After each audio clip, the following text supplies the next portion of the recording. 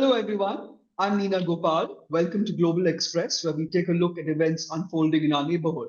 This week, as Israel launches a punishing war in Hezbollah, raising the specter of a wider war in the Middle East, perhaps even a repeat of the 82 invasion, and ditto in Europe, given US President Joe Biden's tirade at Russia while speaking at what was probably his last speech at the UN, India, while making nice with Palestinian leader Mahmoud Abbas and UK Zelensky, has a new challenge at its doorstep. Yet another shake-up in its neighborhood. A Sri Lanka that has turned left, a Sri Lanka that has broken with 70 years of rule by dynasts and leaders drawn from the upper crust and the elite, a Sri Lanka that in Anura Kumara Dissanayake has voted a Marxist to its highest office. So the sickle and the scythe, which we see, which we're so familiar with in India, are the flags flying over Sri Lanka for the very first time. It's a vote that's come from a very dramatic shift by the Sinhala majority, which has embraced a party that engineered the bloodbath of 1971 and the even more savage insurrection of 1987-89. But this Sri Lanka of 2024 is not even Bangladesh. This was not a violent coup. It was the people seeking change through the ballot box who waited patiently for 2 years since the mass protests, the Aragalya of March 2022, before voting out the unelected president, Ranil Wickremesinghe, who was imposed on them. So did India see this electoral revolution coming is what I ask, It had reached out to Anura Kumara Dissanayake long before the polls and after, but clearly there seems to be some unease over the power that the Janata Vimukta Peramana, which is reinvented as the National People's Party, given its past history of antipathy towards the ethnic minorities in Sri Lanka, the Tamils, the Muslims, the Christians. If anything, it's still the voice, to me, as an outsider, of the Sinhala youth. So the coming weeks will be anything but smooth. Dissanayake has dissolved parliament. Elections are due in November. He's up against the once powerful Rajapaksas, who have 145 seats in parliament, in the 225-seat parliament. And his main rival, Sajid Premadasa, has 54. Dissanayake, has only 3 seats. And he's got to navigate now the business community, renegotiate terms, with the IMF, because a quarter of Sri Lanka's population now live in abject poverty. And plus, of course, there is the move to balance two big powers, India and China, both looking to capitalize on the political ingenuity's lack of exposure to political office. Talking to us today are 3 experts: Ambassador Javid Yusuf, an attorney. He previously served as Sri Lanka's ambassador to Saudi Arabia, senior advisor to the Ministry of Foreign Affairs, Secretary General of the Peace Secretariat for Muslims, and former commissioner of the Human Rights Commission of Sri Lanka. Welcome, Ambassador. Thank you. Also with us is Nirupama Subramanian, a journalist for 36 years. She spent years in Sri Lanka and Pakistan on long tours of duty while based in Colombo and Islamabad, and author of 2 books. She's the co-founder of Awaaz South Asia, where she tells the most evocative stories about our region. Welcome, Nirupama Subramanian. Thank you, Neena. And last but not least, Sherine Xavier, independent filmmaker, producer, and long-time human rights activist who heads hashtag human rights organization, the Social Architects, TSA, and has documented the life of Sri Lankan Tamils post-2009 war that destroyed the liberation tigers for tribal union. Welcome, Sherine Xavier. Let's begin with you, Nirupama Subramanian. Does this new president, Anura Kumara Dissanayak's backstory make Delhi a little uneasy? I mean, he is an untested entity. He's a political novice, but he heads a party, the Janata Vimukta Peramana, which has a record of being virulently anti-Indian. The JVP had attempted a takeover, as we all know, not once, but twice. The first in 1971, the second time in the 80s, in 87, 89. Against the move to bring in Indian troops, the IPKF, to end the civil war with the Tamils in the north. So there was a bloody confrontation between the government and the JVP. There were death squads. 60,000 people went dead or missing. I mean, all that may have faded from public memory because the JVP has now reinvented itself as the National People's Party. So where does the NPP, you think, stand on India? And how do you think India will handle AKD?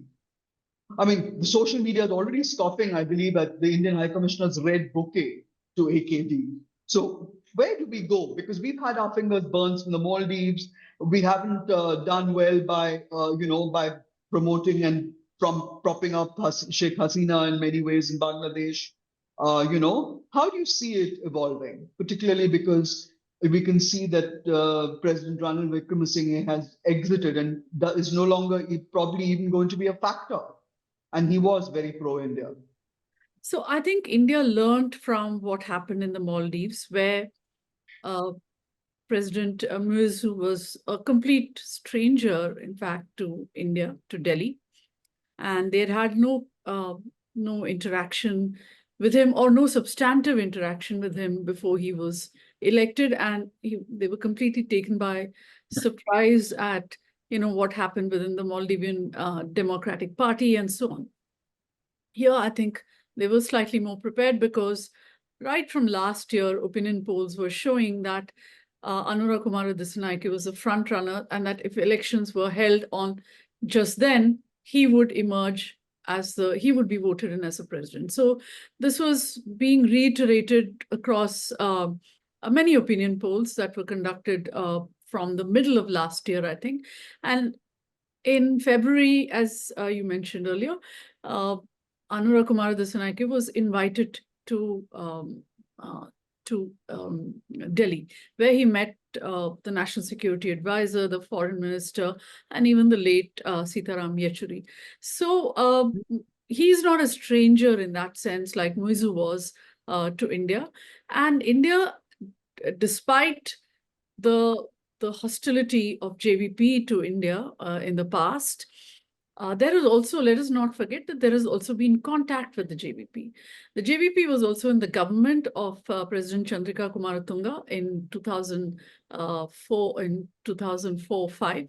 And in that capacity, Anura Kumara Dissanayake actually visited India as Minister for Agriculture and Livestock, I think, at that time. So this was, in fact, his second visit.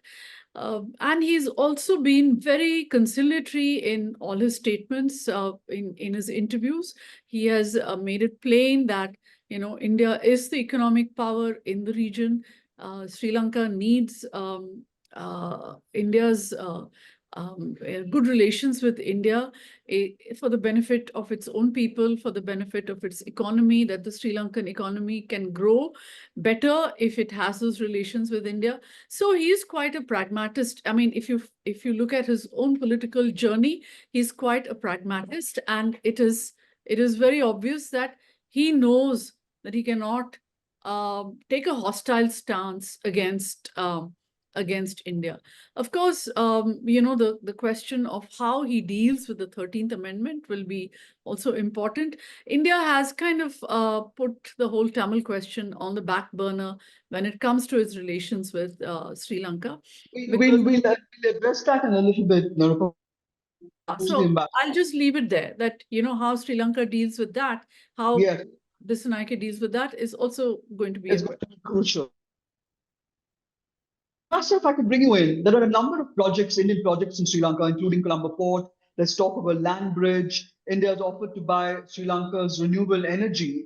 But one of AKD's campaign promises, which I think rattled India to a great extent, was that a $442 million wind power project by the Adani Green Energy in Mannar and Punurin in northern Sri Lanka would be scrapped if he is elected president.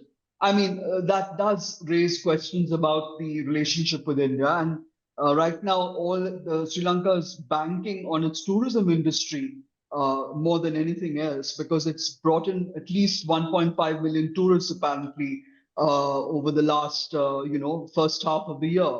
But do you think that, that sending out a signal like that about reviewing projects that India has already invested in is a good signal? I mean, is a dodgy thing to do?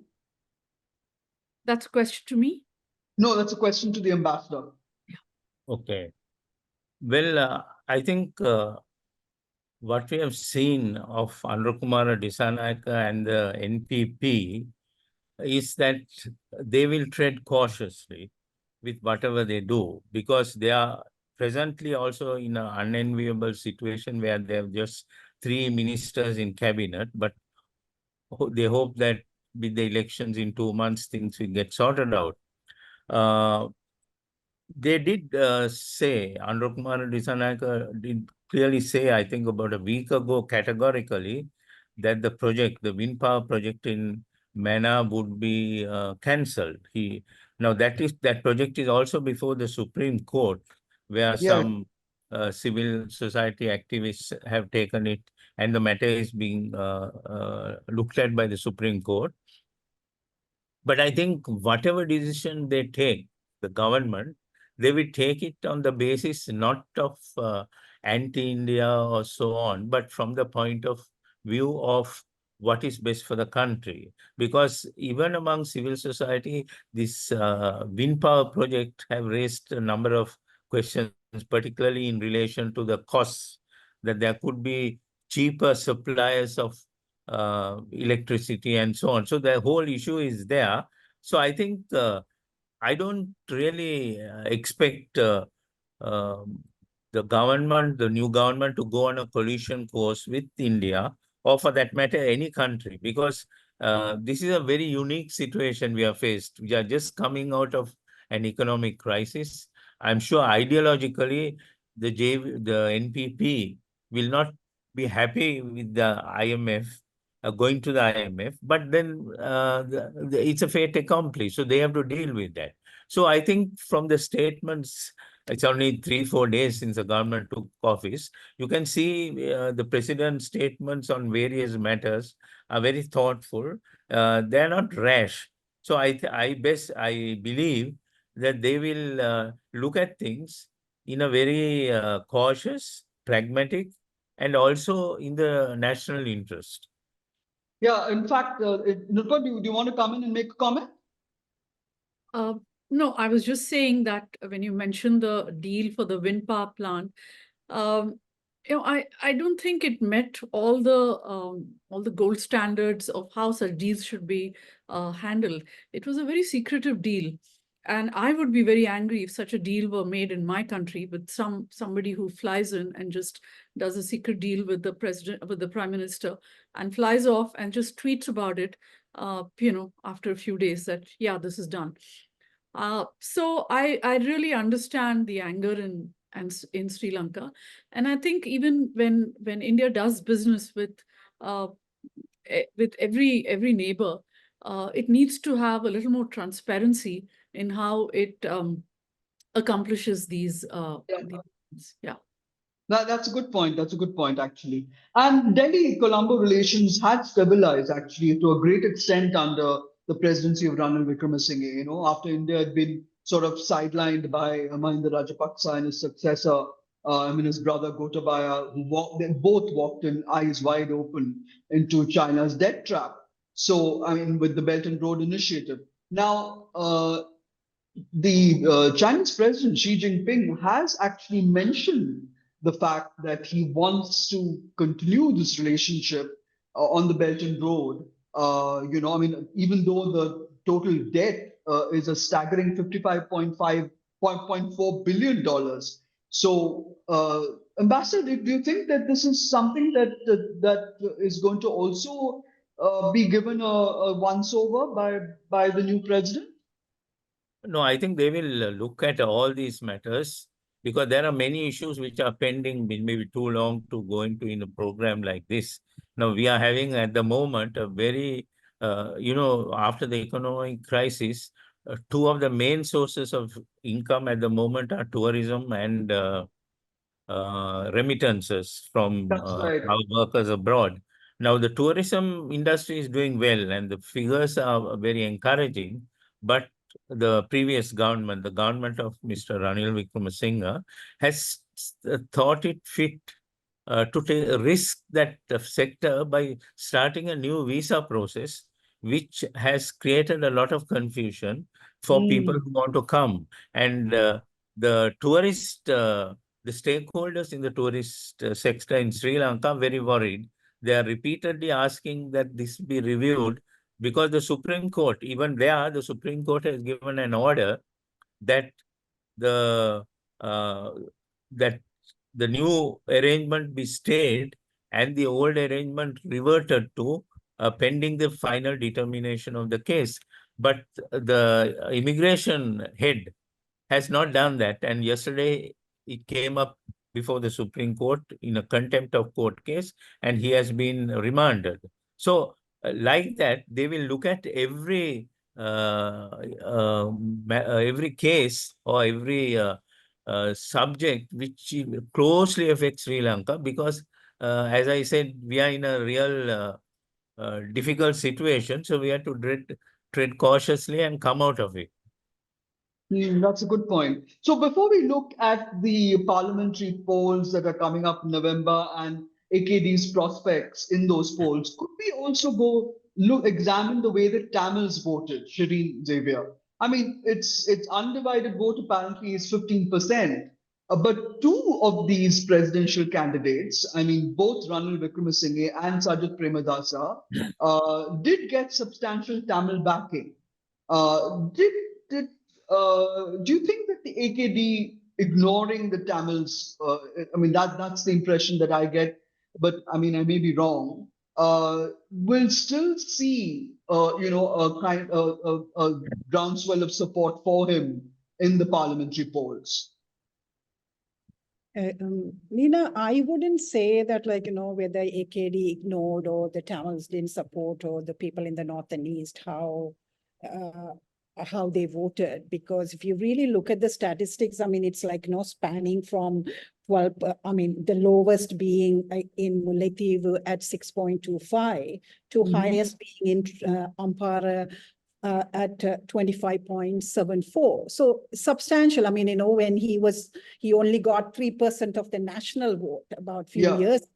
For him to get this in the north and east, I mean, it's quite high. And it is, I mean, it kind of we all looked at it with kind of glasses to see whether it's really right. I mean, are we reading it correctly and all of that? So that being said, the North and East always had, I mean, when it comes to the presidential sort of poll, they always voted for someone who had been who is in the opposition in the sense, whoever is not in the power. So there has been a trend, and I think, I mean, there's nothing to write about, even during last time, during Gotabaya time, even the previous elections, always the North and East voted differently than the rest of the country. I mean, that's been the trend. Then what's your take then on whether there is any kind of support at all for the JVP or the NPP, sorry? I think it's more than MPP. I mean, it's about change. I mean, I think you call it Aragalia too, but I call it as Aragalia coming to a full stop. I mean, they start, and this election came to sort of that is the reflection. And I won't say people were angry, but people wanted change, and then they really wanted to do that. So that change, I mean, for example, in the North and East, how they look at change is very differently than the rest of the country. So in the sense, for example, I mean, I was speaking to some of my colleagues in the North and East yesterday. And we also, I mean, as social architects, we work both North and East. We work in the Central Province. We work in both Sinhala community, Tamil community, Tamil-speaking community with the Muslim community, all of us. So in that, meeting where we had a diverse representation, one colleague of mine from Mullaitivu asked the rest of the colleagues, especially from Anuradhapura, all these years, when you said you are voting for Trustawadi. Now, look at you have voted for Trustawadi in your past. So there has been a lot of conversation that are going on that is very interesting, even in the North and East. But for me, the whole trend in the election, if I am part of ITAC, I will be very worried. That's all I can say. That's what I wanted to get to. We can come back to What was the strategy behind the Tamil National Alliance, the Tamil National People's Front, and the Lanka Tamil Arsukachi, which is ITAC, in picking a common candidate? I mean, it was a decision taken by a whole bunch of these Tamil parties, right? And why was it? It was boycotted by Sumandaran and Gajendra Kumar Ponnambal, and both of them were not there. So why this choice of this symbolic candidate? I don't think, You know, sorry. I don't think you can put both of them in some, like in the same kind of pot. Both of them were not there for very different reason. But all I can say is, I mean, for example, if you take Jaffna district, Yeah. let's say, I mean, we found out yesterday, I mean, from 7, we have gone to 6 candidates, like in the upcoming president. So we have even lost 1 seat. So within that, when you see, you have 31.39% of the population voted for the common candidate. So where did this vote come from? Even after when Sumandaran, or the ITAC spokesperson said it, that, we will be supporting this one. Like, let's face it, I mean, in Jaffna, out of those 5 seats, I mean, for example, Angajan and Douglas, they will have that one, both of them will get 1 seat. That means, here you are voting this 4, among that 4, how are we going to look at this 31.39% of vote going to this common candidate who was not supported by, I mean, the spokespeople of ITAC. So these are just for me to understand this, you're basically saying that there was the common candidate, he got 230,000 votes, right? And whatever the percentage is, and there was the other candidates, I mean, 6 of them won.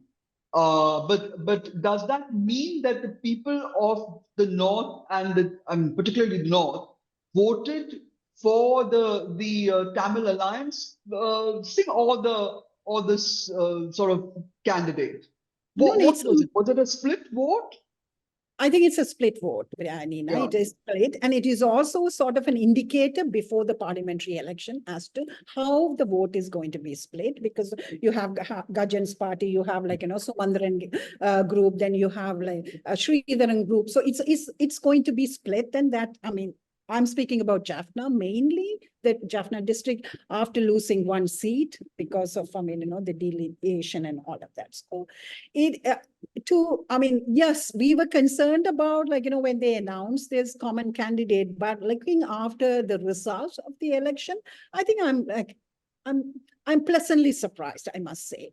And they also tested, and let us also recognize something, Nina, is when you put a candidate, this is a person who lost his parliamentary seat in the last election. They didn't feel the popular person. They also didn't feel the symbol was completely different, because for the North and East community, it is the house, is their symbol. He didn't actually contest in that symbol. So with all these constraints, for him to get that kind of vote, and especially I'm talking about the Northern province, it was, I mean, we need to pay attention to this, and we need to kind of really follow this. That's all I want to say. Nirupama, you've been calling up all your friends in the North. Please tell us what you're hearing. I just wanted to add to Shirine's, what Sherine just said, saying, I think he was a common candidate, not with the intention of winning. I don't think there was no chance he could win. He was not even campaigning too extensively. And when they put him up, they did say that this is a candidate that we are putting up as a symbolic person, as a symbolic candidate to register our protest, because we have seen presidents come and go, but nobody has really paid attention to what we have been saying. And in that sense, this candidate represents our demands, our unmet demands, and it is basically as even as a symbol of protest that we are putting him up. That is what I think, was the thinking behind putting him up. And of course, it fragmented the Tamil vote, which might have gone, I mean, Sajid Premadasa really reaped a lot of the Tamil votes. But I think there is also some kind of support among the younger lot, among the old leftists in Jaffna, who see that they must go with the rest of the country. They must support this movement for change, this political transformation that has taken place in Jaffna. And I'm hearing that there will be candidates.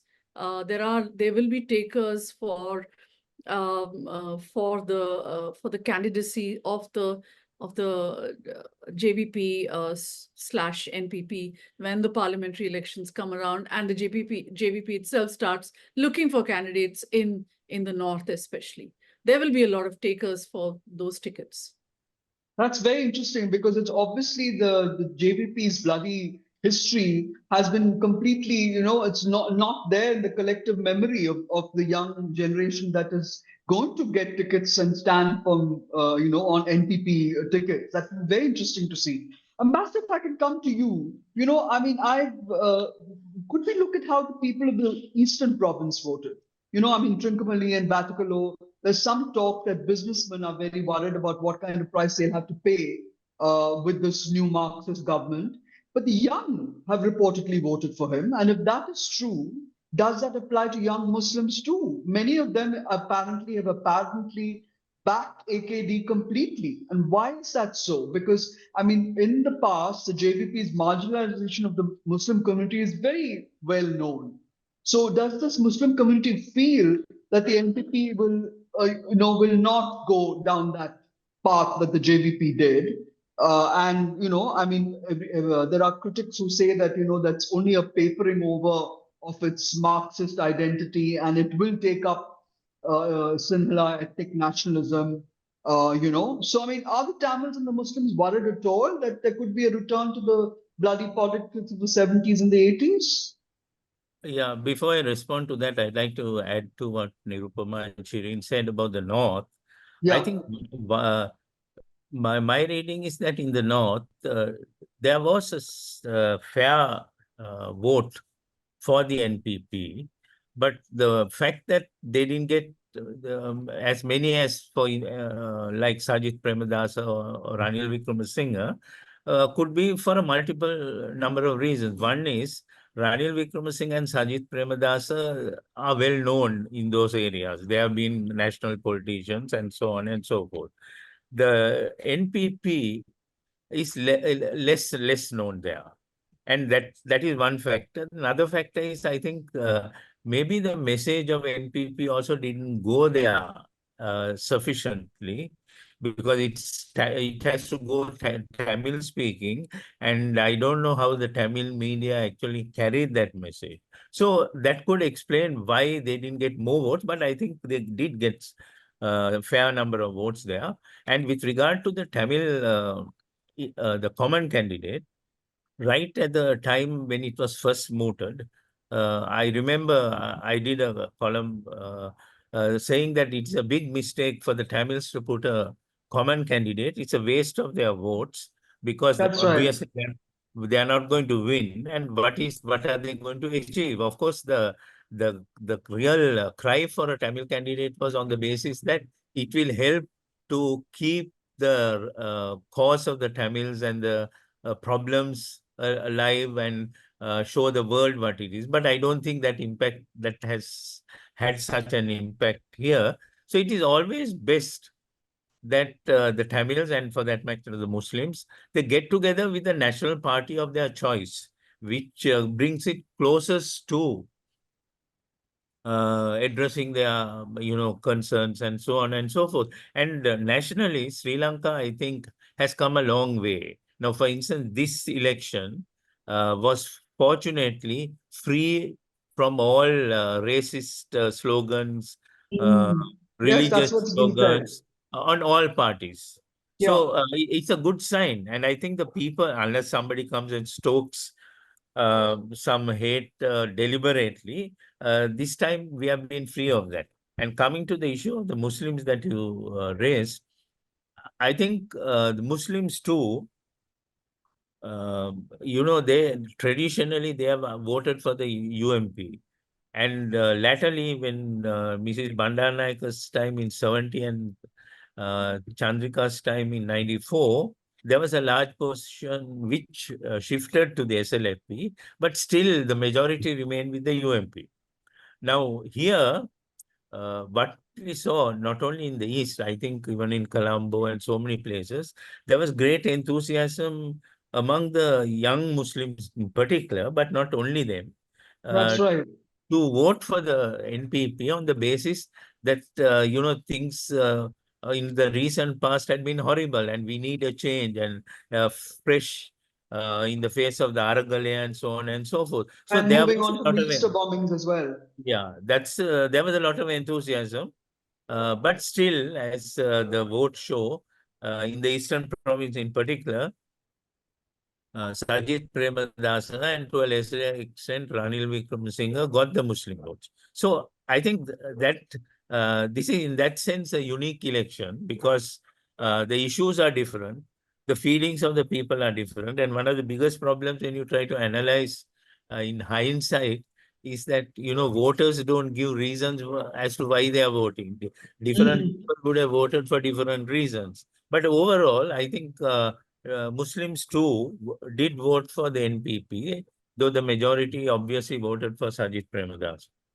That's very interesting. I've also been told that internal surveys by pollsters, some being conducted from India, show that AKD could poll as high as 60% in the parliamentary election. I don't know whether this is fact or fiction. There's also talk that unless Sajid Premadasa's SJB and the UNP of Ranil Wickremesinghe come together, they will not be able to stop AKD from a very good success rate. So does it seem likely, given the bad blood between these two leaders, that there is talk. There's also people are also denying that the talks are on between the two parties. Whether they'll come to some kind of an arrangement for parliamentary polls. Nirupama, have you heard anything? Have you got your ears to the ground? They could, given the fact that how the votes divided between Ranil and Sajid, there may be a feeling among some peers that it's time to mend fences and come together. But I'm not sure how if that's going to make a difference, because the bulk of the party, the bulk of the parliamentarians, or the people who can be elected, who are already with Sajid. He walked out with, I think, some 52% of the vote, 42% of the vote. No, in the presidential, but Yeah. in the last parliamentary election, which is when he walked out of the UNP, he walked with almost all the parliamentarians at that time, or the sitting parliamentarians at that time of the United National Party. And then where he won 54 seats at that time. I don't think there is, that Ranil has something to offer to Sajid at the moment, because he's anyway going to be sitting out he's said that he's going to retire from politics. He said that he's going to hand over to a successor, and I think they've named a successor as well. So the deal that will come about, if it does come about, will be between Sajid Premadasa and Ranil Wickremesinghe's successors. Yeah, so the thing is that Ranil has nobody but himself to offer at this point. And whoever is a successor will be dealing with with a party that has almost all of it has gone to Sajid. In fact, he's called the UNP 2.0. So he has a different name, but he is in effect the new UNP. So I'm not sure what this joining of forces can achieve, if at all it is being contemplated. And I don't even know if it would have worked in Sajid's favor. if he and Ranil had joined hands for that election, for the presidential election. But I'm sure there are two Sri Lankans here, and they may know better on this. They may. Yeah, I was going to ask both of you, Sherine and Ambassador, who'd like to come in first? Okay, Sherine? Sherine, you go ahead. No, please go ahead. I'll Yeah. come back. Yeah, but the thing is, when two parties try to merge, one has to see who stands to gain. The party that stands to gain is obviously the UMP, because they came third. And SJB, compared to the UMP, is on a much stronger footing. And as Nirupama said, the UMP has nothing to offer. And by the way, Mr. Ranil Wickremesinghe is not going to retire from politics. He's only going to retire from leadership. He's going to be like in the background advising and so on. That's what I think the chairman of the UMP or somebody said at a press conference. So he will be there. So he's a backroom boy. He won't be the front anymore. Yeah, he won't be in the front. That's right. But the point is that one of the reasons that Mr. Ranil Wickremesinghe didn't fare so well in the elections was, in the presidential election, you have to work through agents. You have to reach the voter through agents in respective areas. And who are the agents who had to do that work? They were all discredited members of parliament of the previous Gotabaya Rajapaksa government, who had several allegations against him. So in that sense, Mr. Ranil Wickremesinghe was carrying difficult baggage, because he had to take on, take them with all the bad record and so on and so forth. So now, how can Sajid, one of the reasons Sajid has said why he didn't accept prime ministership when Gotabaya Rajapaksa was offered it to him, was because he couldn't sit with the corrupt members of the SLPP. So now it is unlikely that he is going to join them, because the UMP as it currently stands is going to come to the SJB with them. So it's not as easy as that. And also mere arithmetical calculations may not work on the ground, because once the elections come, and this is a parliamentary election, the individual candidate, its popularity or unpopularity in respect of whichever party will also play a big part in determining the outcome. Yes, in fact, that was something I read about, the fact that the NPP was going to put up candidates in the provinces who were practically unknown. I mean, they will all be people who have a connect because they've worked in the last couple of 2 years since Araglia, and they've co-opted everything that the Araglia had. I mean, giving free food and so on. Sherine, what are you hearing? Is there going to be some kind of a coming together of the opposition parties to defeat AKD, or is it just going to be, and will AKD do well, do you think? Because he needs, to get anything done, he needs at least 111, is it, of the 225 members in parliament? 113 is 113. So to be comfortable, he should get about 125. Is that possible, Sherine? I'm not sure. People do relate to him, right? People do relate to him because he's a man of the masses, and he's the son of a laborer and all that. All these great stories being spun that that he understands the people's plight. All of that, yes. Whatever that you said, it's going to go. To him more in his favor. But in this last 3 days, whatever that he's doing it right. So that is also because he called his election, and then you only have about 5 to 6 weeks before. That's right. The election is coming up, and then it's all going to be fresh. And I think, it dawned on me, when the war ended, how people kind of tourists from the south went to the north to look at the vehicles of the LTT, to look at the leftovers. It's the same way people are coming to look at the vehicles that are parked from the government, all these officials in at the Gotagama and all these different places. So it was like a lot of deja vu. So in that sense, he's doing a lot of things. I think they have a very good, strategy to actually go to the people. And I think campaign strategy, we all have to kind of learn from them, I must say. I mean, kudos to them. So in that, I have a feeling maybe, I mean, no, they're going to like use whatever that they are going to get in this within the popularity. And then they have like, if you look at the appointments, the recent appointments, except one or two that we have a problem, but all the others, all the appointments, then you can't find any fault with that.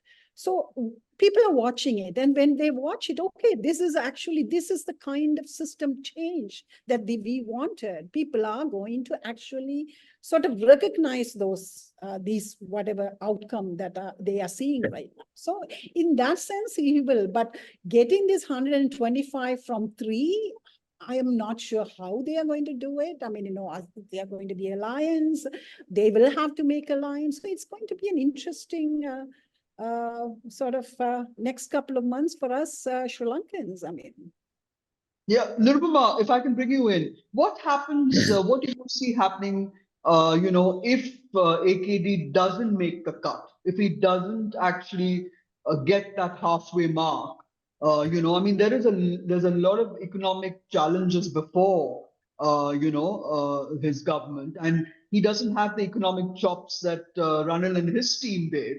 I mean, he doesn't have a Harsha De Silva, he doesn't have a Ali Sabri. I mean, they've got to navigate this agreement now with the IMF. They have to stabilize the currency. They've got to rebuild the central bank currency reserves. And Ranil did manage to bring the inflation down to single digits. Do you think he'll be able to do all of that?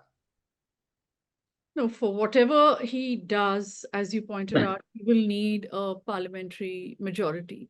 And I think the reason that he called this election so quickly, so immediately after winning the presidential election, is because he thinks that there's a momentum in his favor right now, and that the quicker that momentum is used in order to, for the parliamentary election, the better. I mean, if you wait 3 months, who knows, how this, how his story unfolds from here on, because as you said, he's working with 2 ministers and the prime minister and a minister. And there is going to be enormous expectations of these people. People want them to, he's already said that he does not have a magic wand, and that people will have to wait. But the expectations are enormous. I'm seeing on social media, Sherine mentioned that the appointments have been excellent, but I've also been seeing on social media that, we didn't expect you to keep the finance secretary. We didn't expect you to do this or that. We expect this. He's announced a fuel subsidy for fishermen already, for fishing vessels. So there are many steps that he has to take very quickly in order to prove his sincerity to to whatever he has promised. And for that, he needs this, election to take place quickly and find out how, whether he can get that mandate. And I seem to think that maybe the momentum will carry him forward. But in case he doesn't, he will then need to become the politician that, all politicians are, and politics is the art of the possible. So I think he will have to reach out to people across the aisle, perhaps, and make coalitions, which may then not go down very well, which may restrict his functioning. So I don't know where, I mean, it's right now, it's for me, it's impossible to predict this, but he will then be facing the possibility of a coalition, which will then try and, which will then have its own dynamics. Coalitions have their own dynamics. That's right. Ambassador, if I can bring you in, I mean, the economy is, of course, one of the biggest challenges that he will face, but also decision making. I mean, they're talking about collective decision making by politburos and central committees and, rather than individual. Do you see that as being a successful way of managing? Because Sri Lanka has never been run like that. I mean, you've always had Chandrika, being a force measure, and Ranil running his government the way he went, and as did Gotabaya. So I mean, the point is that the major challenges that you face is going to be providing housing, food, healthcare, education. I mean, there's so much more that has to be done. Do you think he has the ability to do that? And can he? Do you see him being able to be the kind of leader that Sri Lanka needs at this point?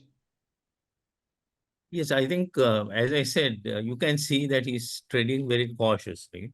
And that is why this whole Mahinda Samarasinghe, the finance secretary's appointment, may have come as a surprise to many. But it's an indication that he also wants somebody there to continue the work with the IMF, because he's one of them. The governor have been dealing with them, at least for the next 2 months. After the elections, what they will do, we don't know. And in case of a hung parliament, there's also another issue, but that will one of the best things that the NPP has said, Sunil Handunetti, who's a very senior member of the NPP, he made an unsolicited statement outside the president office the other day, saying this is the last executive president that you're going to elect. Yes, Because they are going exactly. to abolish that. And I think that The- will be welcomed right through the country, because unanimously, everybody is practically unanimously, everybody is agreed that this executive presidency is a abhorrent thing, and it's one of the aspects of system change that we need. So if that happens, then he has to rely on a parliamentary majority. that's Now, right. now it's difficult to predict, in the sense, as Nirupama said, definitely the one who has won the presidential election, in this case the NPP, will have the initial momentum. But intervening circumstances, individual candidates and so on, can somewhat clear the pitch. But be that as it may, at least for the moment, now the SJB also has said that we will give all our cooperation to the government. So maybe they could at least go for some time with not a full majority. If people, and if they are taking the country with them, it will be very difficult for an opposition to try to, what do you call, try to defeat them Derail. or derail them. It will be very difficult. And I think they may take some steps within these 2 months before the election, which will bring home to the people some benefit. For instance, the Petroleum Corporation has been making enormous profits, Mm. enormous profits. Though they spoke of cost-reflective policies and so on, they made huge profits. I can't remember the figures. So there's scope there to reduce the prices immediately. And a very strange thing happened. I don't know how that happened, and I have no explanation.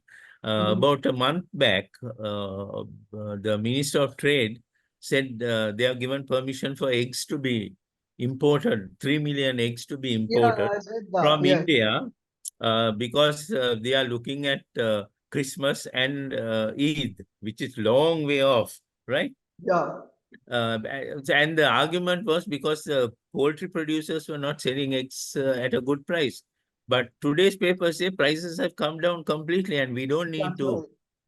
Import. import eggs from India. So like that, there may be areas which they can help. Now, if they can, what do you call, address a fuel issue, bring down the prices. And I heard one of the tourism stakeholders, one of the big business people saying, sorry, not the tourism person, the industries, saying all our prices have gone up because of the high price of fuel.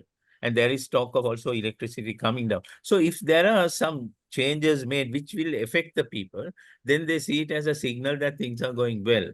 But Yeah. again, this is all in the realm of speculation as No, to but what. AKD did say, I think today, that he wants to see that power cuts are no longer, going to be there. He wants to ensure that power is restored and does not have these 8-hour-long power cuts anymore. I think he does seem to have a plan, for creating a better life balance for the people of Sri Lanka. Now, if I can come back to Shireen about the 13th Amendment, and that was something that India hosted a whole load of Tamil, MPs, including the former governor of the North, and people like that. They talked about the 13th Amendment. And do you think that if and when he gets a majority, that 13th Amendment will be, sort of changed or amended, and how will that go down with the North and the East, more the North, really? I think all of us have been talking about this 13th Amendment endlessly. And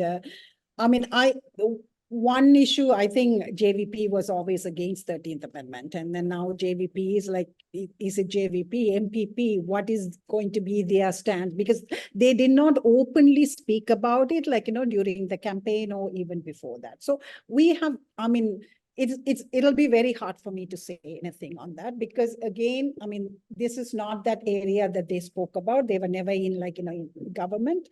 So we'll have to wait and see. But on the other hand, for example, if it's a 13th Amendment, they can only go up to, for example, sharing the land power. Are they going to do that? The land power. I don't think they will go up to the police power. I don't see that in the near future. What about the land power? That is something, obviously. But then again, as soon as we are not going to have an election provincial council or local government election, that was not there, but we immediately had the parliamentary election, and then the governors were sort of put out there. So what is the message that he's trying to send across? All of this is the all question. I don't have answers to that, Nina, what about this whole issue about 13th Amendment and what MPPs stand on that. Because However, they haven't actually spelled it out. Yes, but however, I don't think they will it's also for India. This is also something, this is the only solution that for this, the question about the Tamils. So therefore, anyone removing or with the amendment diluting even further, will India sort of be a bystander when this happens? So these are all something for us to let the parliament election happen, and then how it is. It's been only 3 days or 4 days. It's too hard for us to assess.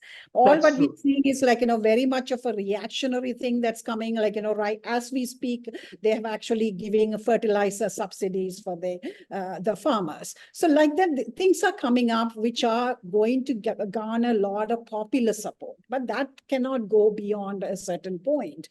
So we'll have to wait till the parliamentary election, and then we will be able to. Nirupama, I would come to you quickly because we're running out of time. I don't know whether you noticed the Foreign Minister Jaishankar's comment today about the relations with Sri Lanka. He basically said that we don't interfere, and India does not have a policy of imposing its views on its neighbors, and so on and so forth. But India is definitely worried about the fact that Chinese vessels have docked both in Hambantota and in Colombo, and in Kankeshan. So Chinese research vessels which are mapping the Indian Ocean ostensibly, but why India must be worried that it's also it's China pushing for a place in Sri Lanka, just like it has in Mauritius and and in the Arabian Sea. They would like to have a naval presence in Lanka. Do you think that is a concern for India? And obviously it's a concern for India, but do you think India will pressure Colombo to sort of back off a little bit on China?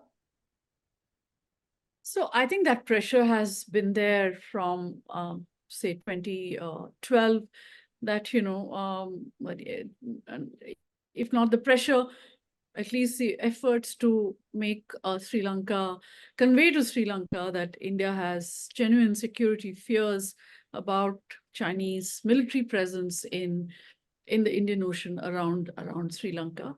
I think the JVP has had a history of good relations with China. In fact, Anura Kumara Dissanayake visited Beijing last December. Even just as we in India noticed that he might become the next president, the Chinese also noticed that, and they invited him, and he was in China. But this is not to say that he is going to play that game of India versus China, as other speakers have mentioned on this program. There is, I think, there is a very strong realization in Anura Kumara Dissanayake and the NPP that the country is in a very delicate situation, and they don't want to alienate any neighbor, any power, and they are proceeding very carefully on this. And Anura Kumara Dissanayake has been very pragmatic in his statements, as I mentioned earlier, about India and about the geopolitical rivalry between India and China. In fact, he has said, this is not our geopolitical rivalry. We are not in any rivalry with any of these countries. They are in a rivalry together. Our relations with India are our relations with India, and this is what we have to look at, and that we need India. So there is an understanding that economically, Sri Lanka needs India because of the proximity, because of the connectivity, all that, China is still a faraway country, although it invests a lot in, and it has invested in a lot in Sri Lanka. I think there is a realization that India is the first neighbor. So I don't see this whole thing coming to a head, at least not immediately. There will be a concern in India about this whole thing escalating, this about the Chinese efforts and so on. And we'll just have to give the new president some time in office and see how his parliamentary majority quest for parliamentary majority goes in order to actually pronounce anything on this issue. Yeah. Ambassador, if I can come to you finally, where does this leave the Ranil Wickremesinghe's legacy? I mean, as you rightly said, he's no longer in contention for president, and he said that he's taking an exit from active politics. Do you think? Similarly, the Rajapaksas, is it the end for them? Namal barely won 2% of the vote, but most of it went to Sajid and Ranil. So, there's two big names that, that we've all been familiar with in Sri Lankan politics, what is their legacy going to be? And Mahinda has actually said that he's even said that Gotabaya committed some mistakes because he wasn't a politician. What exactly was he talking about? Well, that's putting it mildly, to say that he committed some mistakes. But anyway, I think I probably think that at least at this forthcoming election, the Rajapaksas and the SLPP, his party, more than the Rajapaksas, the ideology of that party will be wiped out, with most of them going out of parliament, because they have many of those parliamentarians have a bad record, and that's a reflection of that is what Namal Rajapaksa got. Of course, all the big wigs had left and joined Ranil, but still, I don't think they're going to fare well, and they probably be a very weak party, if at all. With regard to Ranil Wickremesinghe, of course, the last 2 years, you don't envy his position, because he came into a very difficult situation. Whatever his motives or so on, he did. He took steps in line with his neoliberal agenda. But what happened is that he also was trapped, because he came. He was the only one from his party, and all the others were from the SLPP. And I remember this discussion, people used to say, why isn't he taking action against the corrupt and so on? He couldn't, because he was relying on them to continue the government.